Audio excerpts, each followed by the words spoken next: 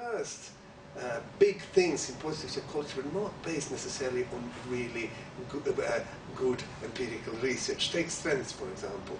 I mean, the categorization of strengths and so on, very arbitrary, something that few guys decided that that's how it should be. And this is, you're talking about the VIA strengths survey and things like this? So these are surveys or inventories of strengths and character virtues. That's right. And you can find it on what website is that? It's if you just go VIA and Google, it will come on the first page, and it's free. It does take quite a lot of time. It takes about 40 minutes to do, 45 minutes, but it's supposed to tell you what are your 3 top strengths. Strengths, exactly, which you can then build on, hopefully use in your work and your personal life. That's the idea. Is it a valid test or not? Well, that's a very good question. I personally don't think it is. It actually is telling you more what strengths you would like to have. I've done it, and you can answer any way you want, obviously. Well, exactly. And it's very obvious what they're trying to get at. And this is one of these quirks, like what is actually, what are the limits of psychology and psychological research on the first place if it depends on actually your answers. Because actually you don't need to want to lie to me, but you may unconsciously lie to yourself. Yeah. So you may admire certain strengths and you really want to have them, and you unconsciously, completely, you answer in such a way that they come up as your top strengths, but they may not be. Can you first of all talk about whether you do think it's important to identify your own strengths and build upon them, and if so, what's the best way of going about that? It is important for some people. Let me give you an example. Have you ever done those funny optical illusions where you see either a vase or 2 faces? Yes. Right? And you switch between these 2. Now imagine that you actually look at yourself and always see a vase, never 2 faces. And imagine that vase are actually your weaknesses. So what happens is actually, first of all, you don't see yourself very well. You see just only one side of yourself. It can make you feel really down. And that's what we all often do.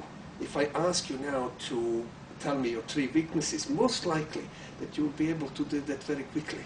If I ask you to tell me your 3 strengths, that would be probably more difficult. We know that usually it takes about at least 20 to 30% more time to actually figure out your strengths than your weaknesses. Okay, so it doesn't come to mind as easily, so... As weaknesses. So my point is, it's important to do this, to focus on your strengths in order to balance these things. Yeah. So in your life, so that you can push a little bit 2 faces in front, rather than always just focusing on the vase.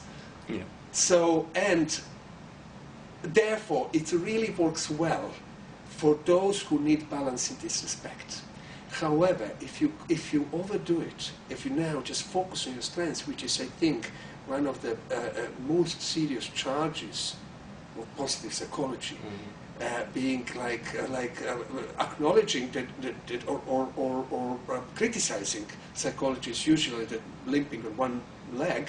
Right now, what positive psychology is trying to do is limp also on one leg. Yes, it's different leg, but still one leg.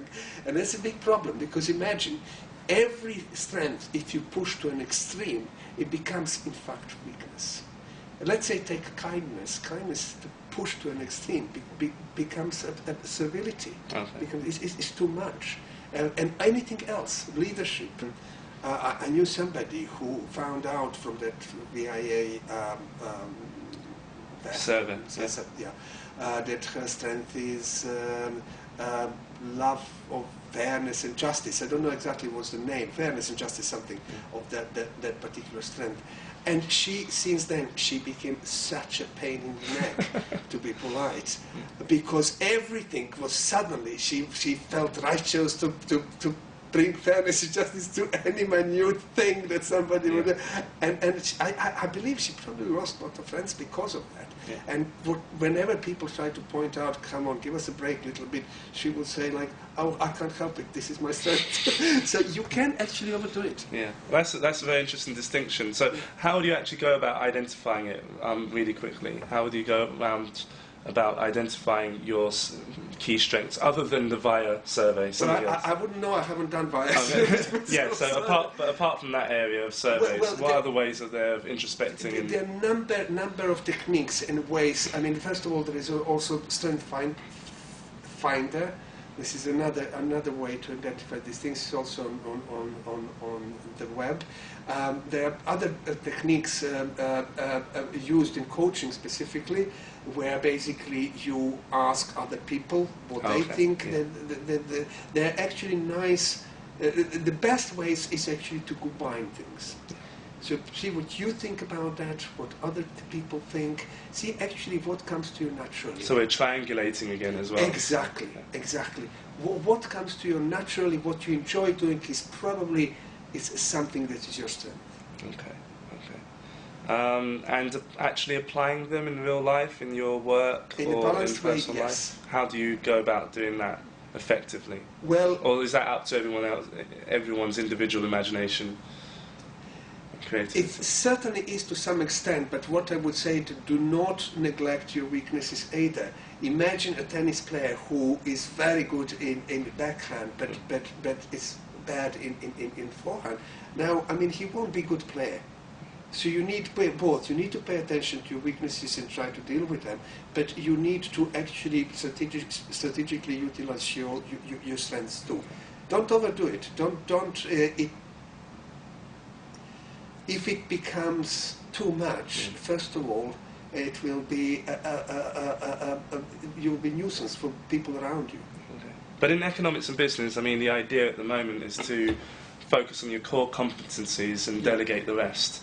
Do you think there's a danger in that if you actually can delegate it and outsource it? Do you think there's still a danger? Because you can't delegate everything else. It's not so easy. We are complex human beings, and we need that sort of complexity of that human interactions and work involved. Let's say one of the strengths that come to my mind from the list is kindness. So shall I say, okay, I'll delegate kind. I don't need to. That's not my strength. I don't need to be kind. I'll delegate it to my secretary. Now, who is going to be kind to? Well, that happens, doesn't it? I mean, lots of bosses get their secretaries to pick out their children's presents. Exactly, and so on. Exactly. But then I stop being kind even to my secretary. She says, "Okay, well, that's true. You can delegate that to somebody else." Yeah. Yes. So I think we are not machines. It's a bit sort of too mechanical to do. I see the point, but again, take it with a pinch of salt. Yeah.